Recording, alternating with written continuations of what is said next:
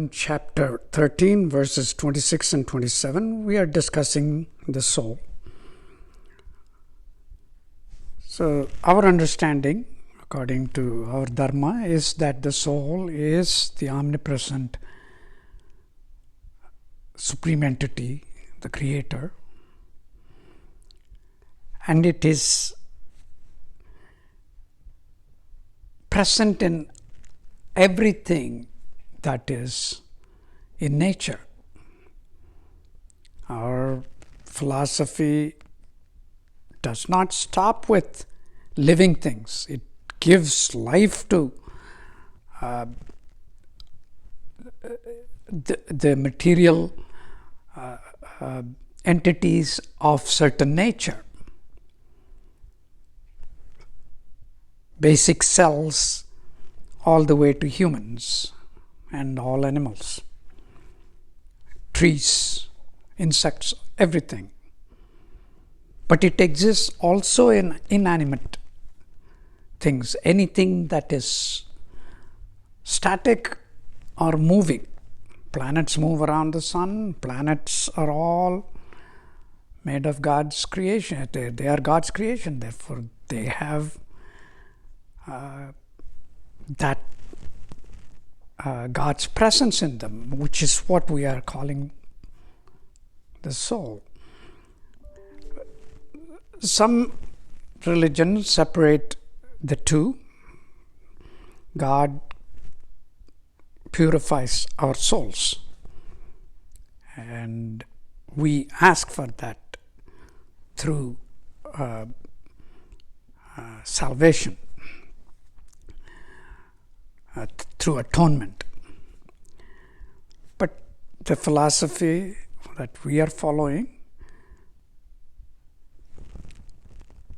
we say the soul gets into this shell, and why then have to be purified if it is actually God's essence that's present in us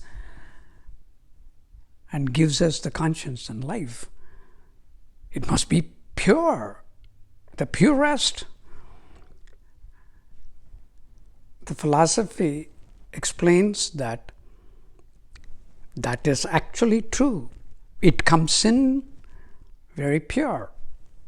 In a baby, in an infant, or a child, you can see that pure soul or experience it if you're not seeing it through your eyes. But as we grow, our brain apparently is what we think is contaminating that soul. So if we are not contaminating it, we don't have to purify. As we grow, we have to get to this sort of a pure, dirty, and then we can leave the soul dirty as the body deteriorates, or I am understanding that it's sort of not as pure as it used to be. So I'm going to purify. I'm going to make it cleaner.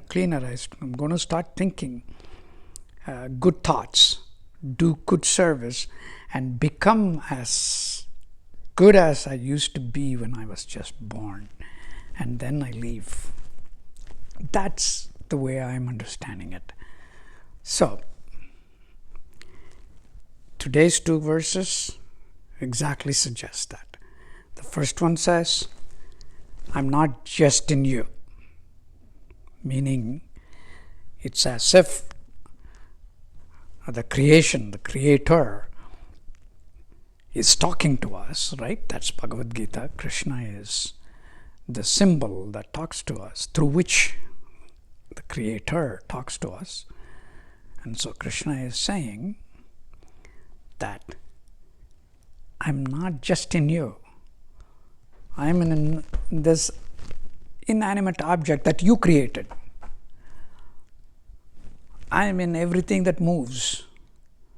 I'm in everything that is static, in addition to everything that is alive.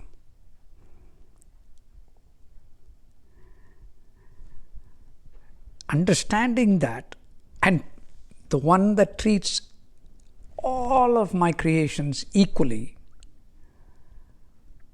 is destined for salvation, destined for enlightenment. So this is in addition to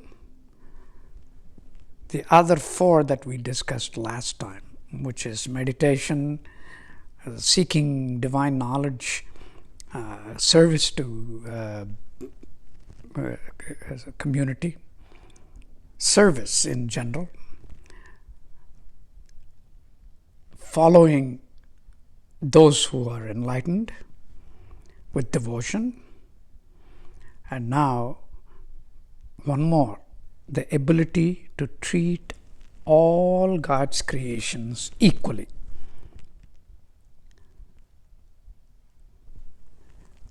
That's the verse. Just as a digression, one thing that came to my mind as I was reading this, scientifically, we are also seeking the Creator. What created all this universe? Where did this come from? We are seeking that scientifically as well. But which will give us the answer is the question. And when I'm thinking that, the story, we grow up hearing about Ganesha and Kartikeya. Remember, in the south, we call Kartikeya Kartikeyan, Murugan, Kandan, Arumugan, the 6 mukhs, faces, all sorts of names, but Ganesha is Pillayar. But also there is one difference between the north and the south in the same mythology. In the north, Kartikeya is the older of the 2 sons of Shiva and Parvati. In the south, Ganesha is the older of the 2. But there is a story. So there is this mango when they are children, they are running around, and then Shiva materializes a beautiful mango, and both of them want that mango. There is only one. Shiva always plays games. Who to give? So Parvati gives them a challenge. Says, whoever goes around the whole universe faster will receive this mango. Kartikeya gets on his vehicle, which is peacock, and goes around the universe in a flash. He returns, but then by the time he returns, it's just a flash. But in that time, as he returns, he sees Ganesha eating the mango.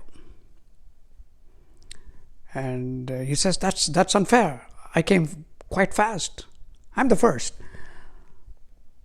But Shiva says, no, actually, he said the whole universe is the 2 of you, and he just went around us much faster than the time that you took to go around the universe. Slightly faster. Therefore, he wins. The moral of the story for me, in the context of this seeking scientific answers to some of these big questions, science as a practice for day-to-day life is not what I'm talking about. It is seeking answer to these big questions. like what created the universe, can be achieved, but it will take infinite knowledge. We may get to a time where we are as fast as Kartikeya and get the answer. But there is another way you look inside. You can find the Creator in you, in your soul. It's the other part of it. Because we are all carrying, if I could say that, the Creator. So we just have to find right here inside. That's my philosophy, and that's my understanding of today's world.